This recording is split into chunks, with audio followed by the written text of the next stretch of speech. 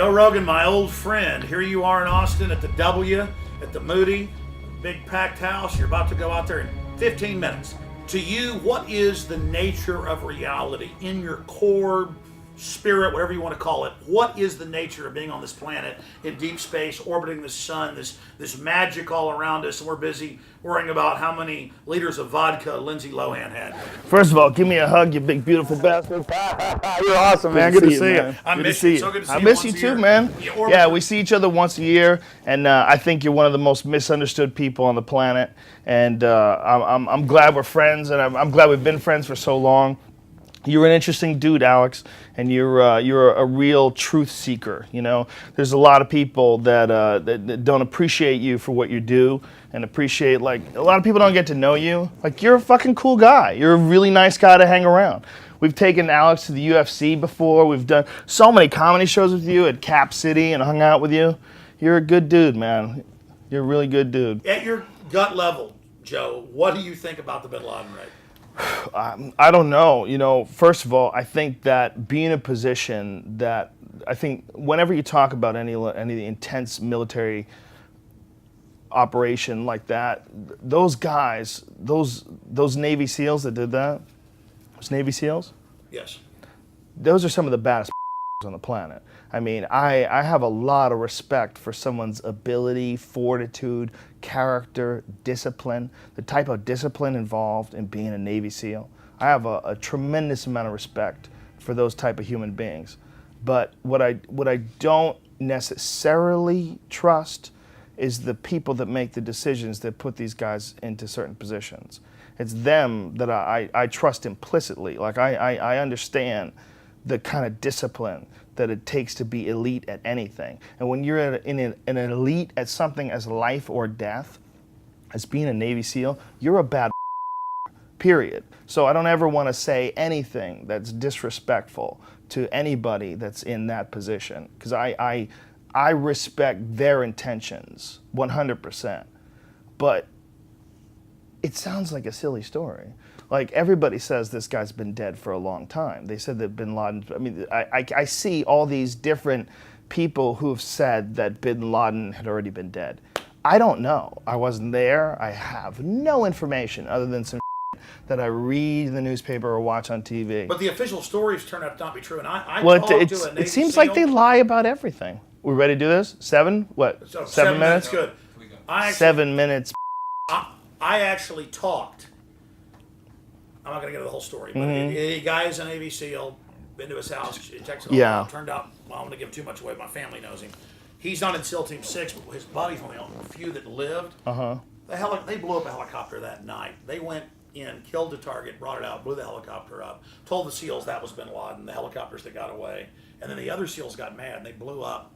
Remember the SEALs? SEAL Team 6, the helicopter blew up a month later. And the SEALs said... So wait a minute, you're saying SEALs attacked other SEALs? No. What I'm saying is, they send a bunch of helicopters. They go in to kill a target. Right. They're told, get this target, it's Bin Laden. Right. They bring Bin Laden's body onto the helicopter, it blew up. Right. They blew it up. Then the rest of the SEAL Team 6 complained about it, and most of them died and blew up. They killed most people on the raid. Oh.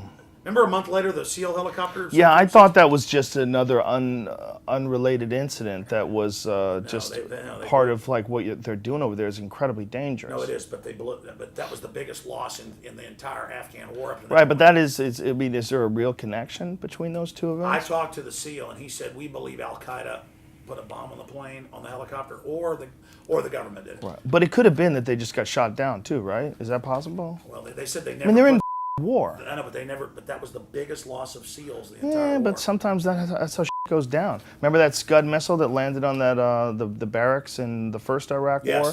There was like no deaths up until that, very few deaths. And then this one Scud missile got through and killed a bunch of people. And then that was that one big event. I mean, big events do happen. Could have been true. You're absolutely right. But I mean, my whole point is the fake Situation Room photo. They later admitted that was fake. The burying at sea. Well, yeah, it seems like a silly story, but the problem is this is the real problem. The only reason why I should even be saying something like this, the only reason why you should qualify when you say something like that, like it seems like a silly story. No, I understand. But this is my reason for saying this. I saw the Jessica Lynch story which was the girl who was injured in the Iraq War. They said that they had to go in and rescue her, and there was a gunfight, and they rescued her. And she said that no such thing ever happened. And she got in a lot of trouble, and took a lot of heat by refuting the official statement. They tried to manufacture a narrative about to her get women her in the life. military. What about Pat Tillman? Yes, Turned out exactly. they killed him. That's two things. Well, Pat Tillman, the bottom line is whatever happened with him, he was killed by friendly fire. Now, that's not what was in the initial report. The initial reports of his death were that he had died in defending his country. And the coroner wouldn't lie and said it was homicide. Well, Army I mean, was it homicide or was it friendly fire? I think there's a lot of confusion when you're in a war. They shot him in a distance that he begged for his life. They came up and triple tapped him right in the forehead. But how do you know that, though? They If came you out- weren't, they but came if out you with- weren't there, Coroner's report. yeah. But see, man, unless you were there, unless you saw how it happened, the coroner's report is going to show he got No, shot. I hear you. No, I hear you. It's just when you have a history. Pat was sending letters back to his family, said, I'm going to go public on the war on drugs. This whole thing's a fraud. Mm-hmm. It's a lie. And then he magically dies. And I've just learned how their MO works. But no, I hear you. But it is. But your possibility, what you're saying is that's in the game too. It's possible. Well, I even talked to his brother. And His brother's hardcore, man. I saw his brother at a reading at his funeral, where he was talking about how Pat didn't believe in God and Pat's dead, and it was really intense. It was really intense, and his story is a strange one. I mean, it's a guy who, this square-jawed, uber handsome, super powerful athlete who decides he was going to defend his country, like that football was secondary in his mind. He was a real patriot. I mean, this is a guy who really abandoned this multi-million-dollar lucrative career as a professional athlete to go and defend his country. I mean, that is a powerful human being and that then was cannot even be stronger. denied. Saw it was a fraud and was going to come back and speak out. Yeah, and was strong enough to realize that he had been duped and didn't, look, he's a dangerous guy to have against you. And I think that the system, doesn't like people like that. And does that mean that he was murdered? No, because I think war is hell, and I think horrible things happen in war, and I think it's very possible that he could have accidentally gotten Joe, killed you by got to friendly go fire. out in 3 minutes, so let's just get this question. 3 minutes, ladies and gentlemen, before the New World Order shuts this place down. First of all, I want to apologize for that fucking terrible song that was just playing. Holy shit. We're in Austin, mother Texas. You can't play me some Stevie Ray Vaughan, you dirty. Don't tell me you love me. Shut the up, you weak beta.